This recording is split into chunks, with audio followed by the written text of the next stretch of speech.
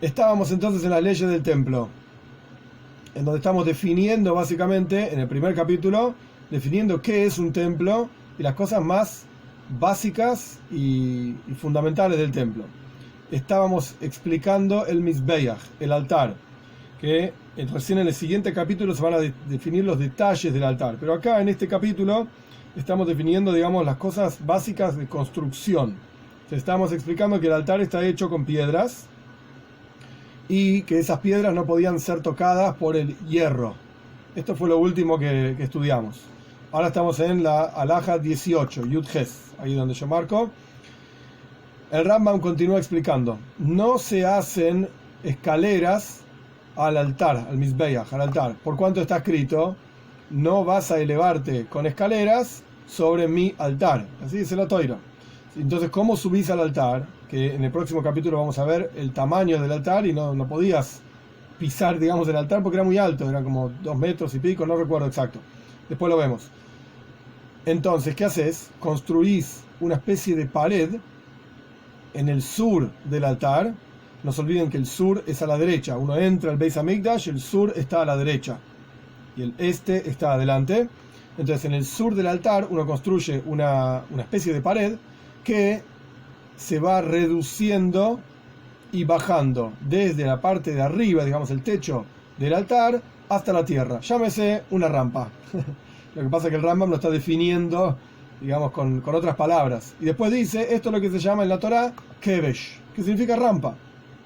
Y la persona que sube en escalera al Mizbeach, al altar, ponele que trajiste una escalera, la apoyaste en el altar y subís en escalera, loike, recibe latigazos. O sea, es una mitzvah prohibitiva.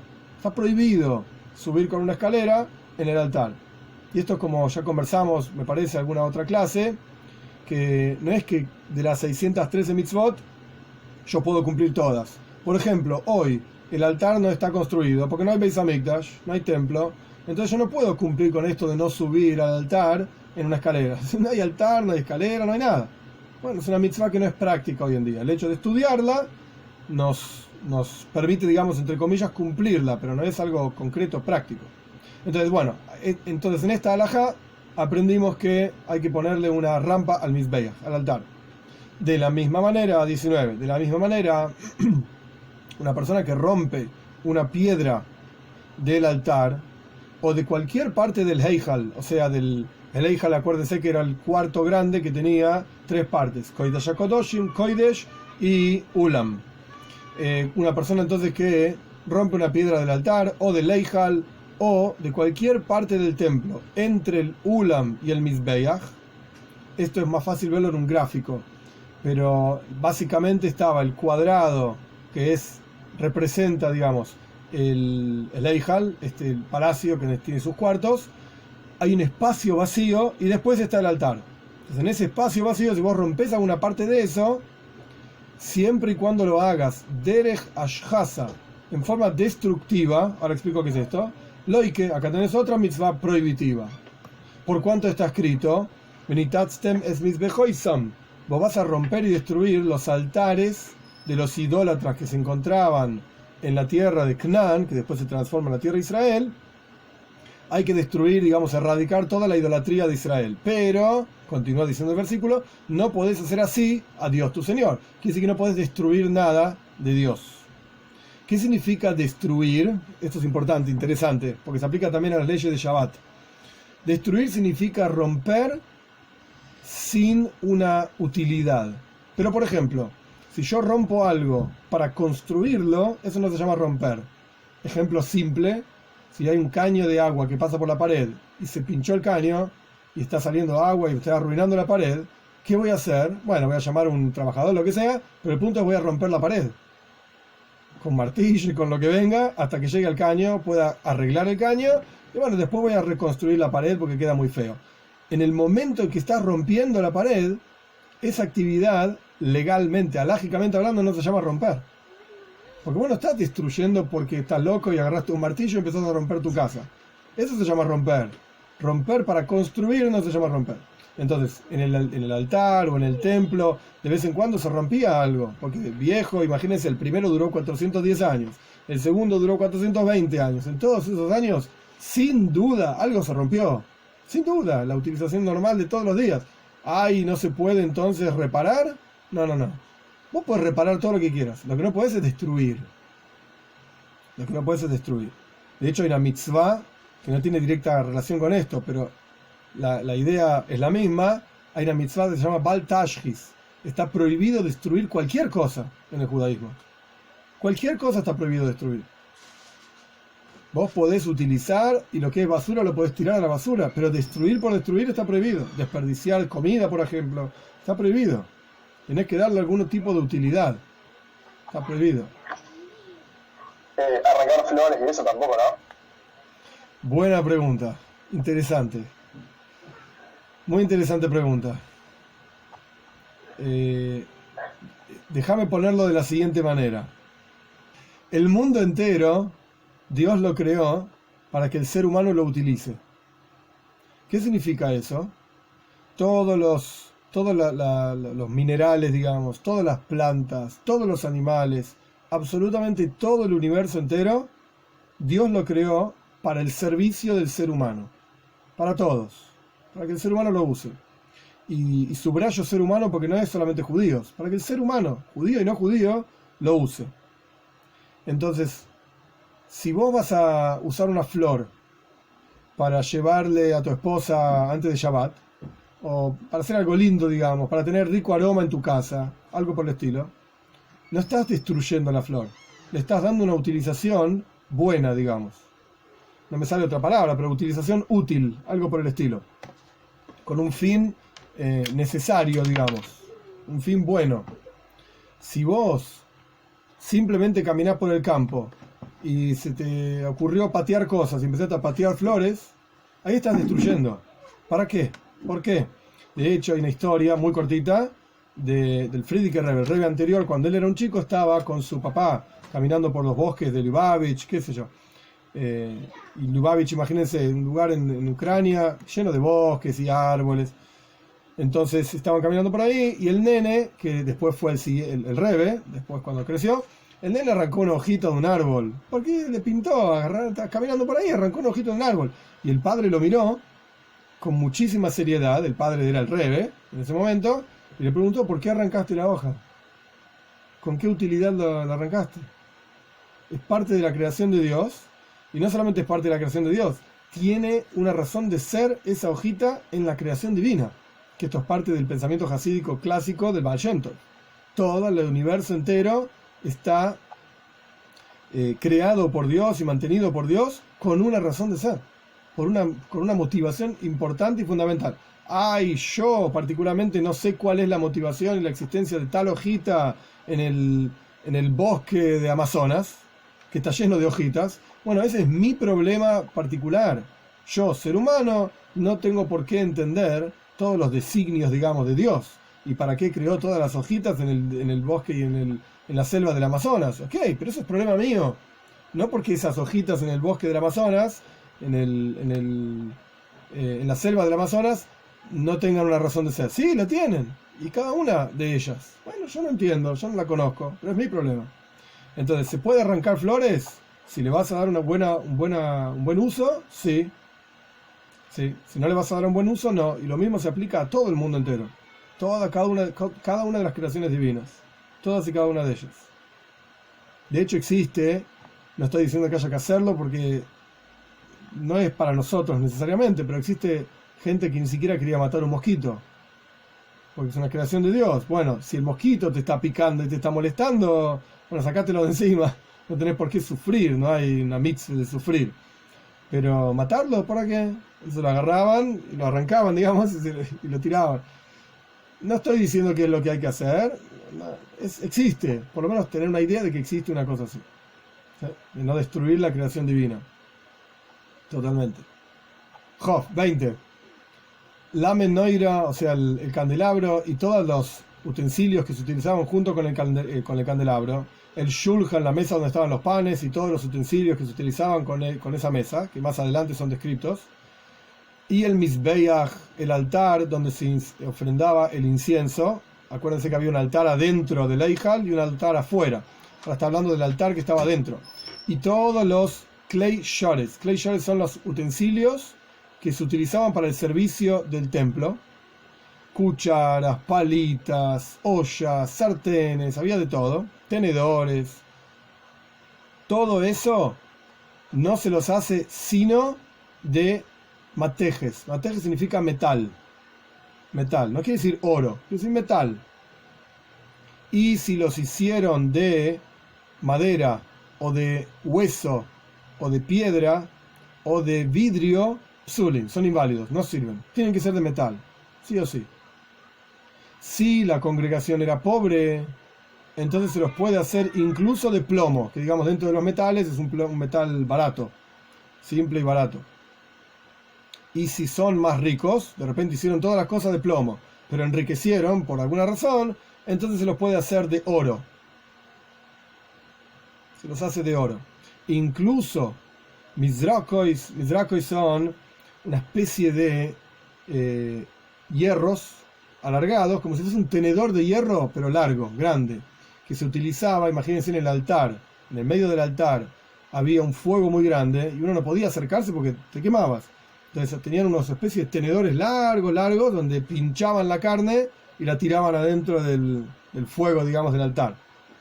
Eso se llama mizrakois, de la palabra lizrok. Lizrok quiere decir tirar. Lo usaban para tirar la carne dentro del altar. Shfudim también son como esos hierros que se usan para hacer brochet, que uno pone la comida, y son unos hierros que uno pone sobre el fuego. Eso se llama shfudim. Magreifois también son unos tenedores que se utilizaban en el altar para hacer las ofrendas. Y las medidas, o sea, diferentes recipientes que usaban para medir las diferentes medidas necesarias para hacer los korban, las ofrendas. Cuánto vino, cuánta harina, cuánto aceite. Todas estas cosas, incluso estas cosas, si hay poder, fuerza, digamos, en la congregación, o sea, tienen dinero, se las hace de oro. Incluso las puertas de la azara de los patios se las recubre de oro, si es que literalmente Matzah y Adam que se encuentran en sus manos. O sea, si tienen capacidad, incluso eso. El Talmud dice, acá el Rambam no lo trae, pero el Talmud dice, lo nibra azav ela le mikdosh. La única razón por la cual Dios creó el oro es para usar en el templo. Esa es la razón de ser del oro. Obviamente, y el Rambam ya lo dijo esto, si no hay riqueza, si no tienen dinero, pues hacen de lo que sea, aunque sea de plomo. Pero hay una mitzvah, hay un asunto de usar lo mejor que vos tengas para Hashem, para Dios. Jofales 21. No se hacen todos estos utensilios de entrada, sino Leshema Kodesh. Leshema Kodesh significa que cuando se construyen estas herramientas, estas cosas, estas construcciones que vimos, etcétera, todos se hacen teniendo en mente que son para utilizar en el Beis Hamikdash. Con kavana se dice, con intención específica de que sean santos. Y si fueron hechos de entrada, le hediot suena feo en castellano, pero en realidad no es una mala palabra en hebreo, significa simple. Hediot es una cosa sencilla, simple. Entonces, cuando los haces, los tenés que hacer con kavana, con la intención de que van a ser utilizados para el santo, kodesh.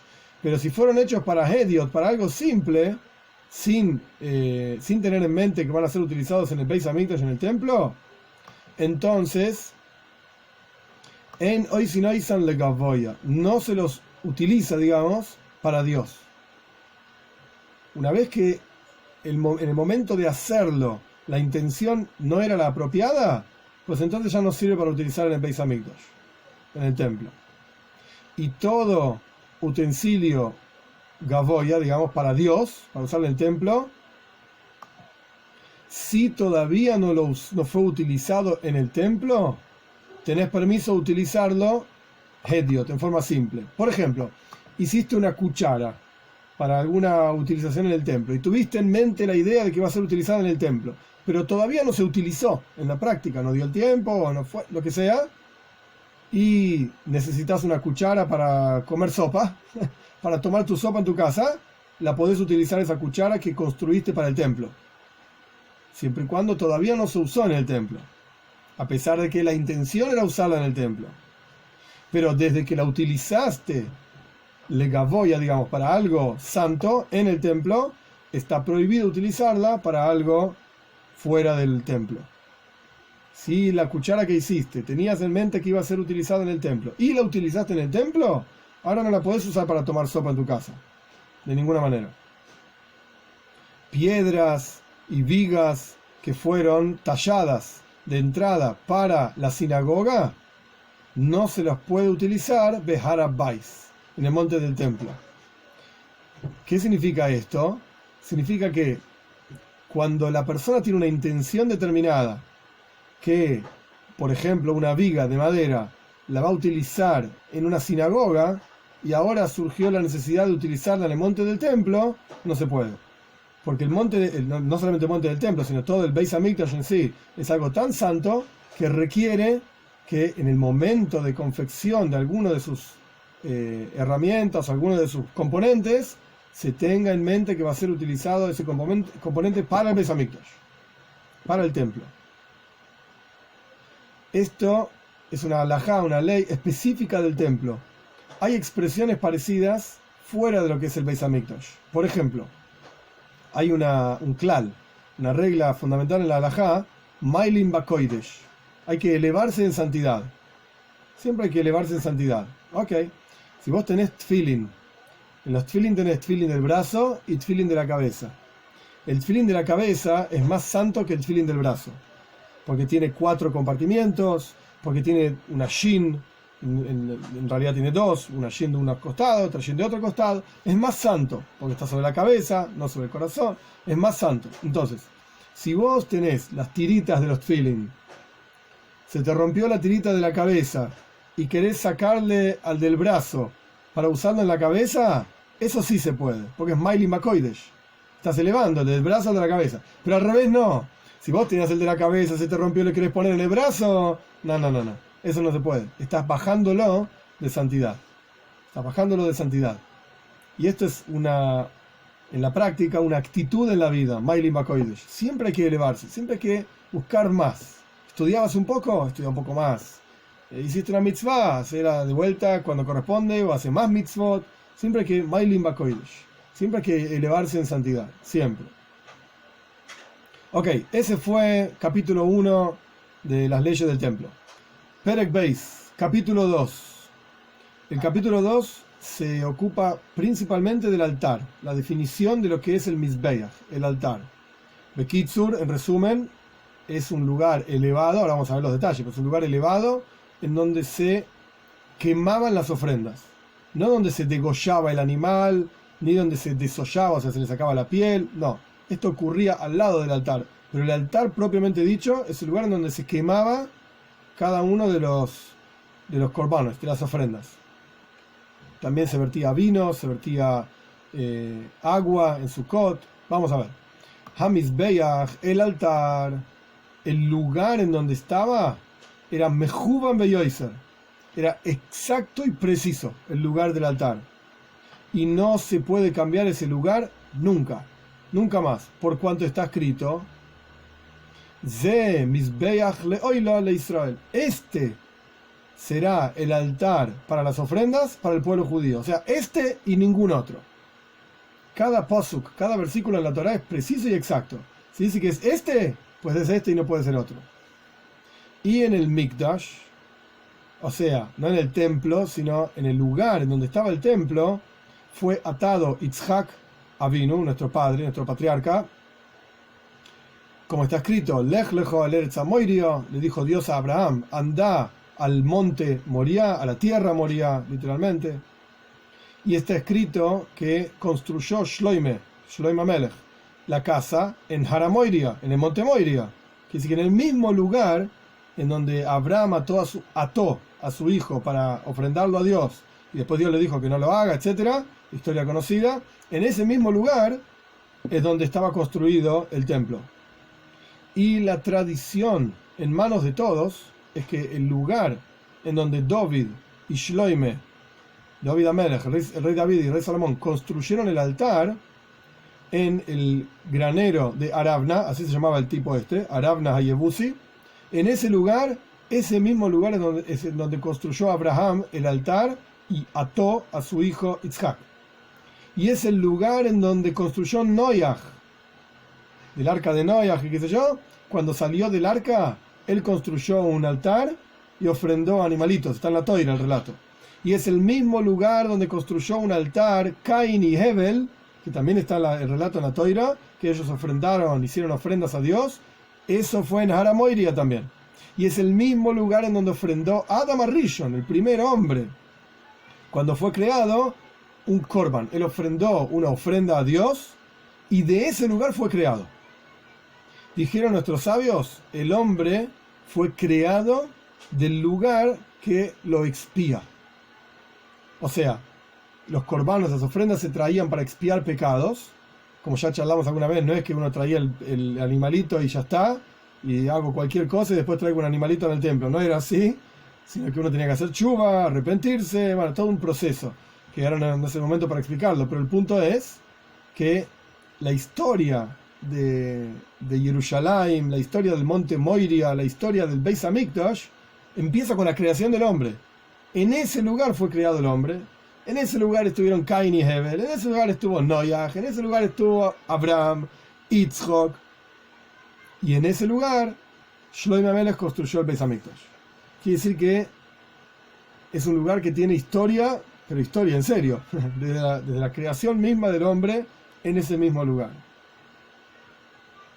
Beis, 2. Entonces por eso, digamos, con esto, antes de entrar en la segunda halajá, con esto el Rambam está, digamos, apoyando por qué ese lugar no puede cambiar. Porque no es que uno puede decir, bueno, en el patio de mi casa hago un altar y otra cosa, no hinches más. O como decía, no quiero entrar en los detalles porque no importa, pero como decía, bueno, hagamos un país en Uganda. No se puede hacer en Israel porque es un lío, hacerlo en Uganda. Y chao. No, ¿qué Uganda? ¿No entendés? Es ese lugar, Eretz Israel, y no puede ser otro lugar. No puede ser otro lugar. ¿Veis? Ahora sí, segunda ley. Las medidas del altar eran mejuvanos harbe, muy precisas, muy precisas. Y su forma es conocida hombre tras hombre, o sea, generación tras generación es sabido cómo era el altar, la forma que tenía. Y el altar que construyeron los exiliados, o sea, no se olviden que el Rambam ya mencionó esto al comienzo del primer capítulo, que cuando el pueblo judío retorna de Babilonia, construye el segundo templo de acuerdo a lo que entendían de la profecía de Yehezkel sobre el tercer templo y lo que se sabía del segundo templo. Entonces, con esto en mente, continuamos. El altar que construyeron los que volvieron del exilio de Babilonia es similar al altar que va a ser en el futuro y lo van a construir en el tercer templo, digamos. Es ese altar del tercer templo. Y no hay que agregar a su medida y no hay que quitar de ella. O sea, hace esto tal y cual yo te lo digo. No agregues, ni quites, ni más grande, ni más chico, etc. 3 profetas subieron junto con ellos del exilio, o sea, desde Babilonia hasta Eretz Israel. 3 profetas. Uno de ellos, Hagai, Zaharia y Malachi, así se llamaban. Uno de ellos testimonió, les dijo el lugar en donde iba a estar el Mizbeach, el altar. Otro les dijo las medidas del altar. Y otro les dijo, testificó, digamos, les dijo que en ese altar se hacen todos los korbanos, todas las ofrendas, incluso si no hay Beis Hamikdash, incluso si no hay templo. ¿Qué está diciendo el Rambam? Algo muy interesante. Punto número 1. Incluso si nosotros, porque estamos todos meyúgenes, todos locos, vamos y rompemos la mezquita y armamos el Beis Hamikdash, armamos el templo, están locos, ¿sí? Una locura total. Pero bueno, incluso si hacemos eso, momento, hasta que no aparezca un profeta y nos diga el altar estaba exactamente en tal lugar, milimétricamente hablando, no ganamos nada. No ganamos nada, no sirvió para nada. Más allá de la tercera guerra mundial que se arma, etcétera, no ganamos nada. Tiene que haber un profeta que nos diga exacto dónde estaba el altar, exacto las medidas, y lo último que el Rambam menciona es que el altar y el templo hasta cierto punto son independientes. Vos podés ofrendar, si hoy tuviésemos exactamente el lugar en donde tiene que estar el altar, incluso si no tenemos templo, se pueden hacer ofrendas sobre el altar. Ay, no sabemos dónde está el altar. Ok, no hacemos nada. Y encima donde debería estar el templo está lleno de árabes y es complicado. Y bueno, nada, no vamos a hacer nada. Pero podríamos ofrendar incluso si no está el Beis Hamikdash construido. Si sabemos dónde está el altar y está construido el altar. Gimel 3. El altar que hizo Moishe Rabbeinu, o sea, el primer altar que está definido en la Toira, y el altar que hizo Shlomo Melech, el rey Salomón, que también está definido en el Sefer Melachim, en el libro de Reyes, y que hicieron Bnei Agoila, todos los que vinieron del exilio de Babilonia, y que se va a hacer en el futuro, todos medían Eser Amois, 10 amot. Un ama es un codo, que son aproximadamente 50 centímetros. Para hacernos fácil las cuentas, medio metro, vamos a tomar esa medida para hacerlo fácil. Entonces, 10 amot son 5 metros de altura, cada uno de ellos. Y esto que está escrito en la Toira, el versículo dice, Shalosh amois koimasoy, su altura era 3 amot, o sea, 1,5 metros. Es una contradicción con lo que acabamos de decir. Dijimos que tenía 10 amot, 5 metros de alto, y ahora me está diciendo 3 amot. Explica el Rambam, ese es el espacio donde estaba se llama Ma'araja. Ma'araja es donde ordenaban todas las maderas para quemar las ofrendas. Entonces, ese cubículo, ya vamos a ver que era un cuadrado, varios cuadrados, uno más chico que el otro, pero ese cuadrado en donde se quemaban las ofrendas, eso es lo que tenía 1,5 metros de alto, 3 amot.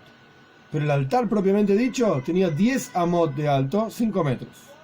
Y el altar que hicieron los que volvieron del exilio, y también el que se va a hacer en el futuro, midas arco y berrajboy, cuánto medía de ancho y de largo, shloishimushtaim amois, 32 ama por 32 ama, o sea, 16 metros por 16 metros. Esto para tener una idea de lo que estamos hablando. Una especie de, no era literalmente así, ya vamos a ver los detalles, pero una especie de cuadrado de 16 metros por 16 metros ancho y largo y 5 metros de alto. 16 metros por 16 metros, 5 metros de alto. Esa era la construcción en donde se ofrendaban, en la práctica donde se quemaban las ofrendas. Ya vamos a ver que no era un cubo, digamos, no era así, era un poco diferente, pero esto es el comienzo, digamos, de la definición del Mizbeach.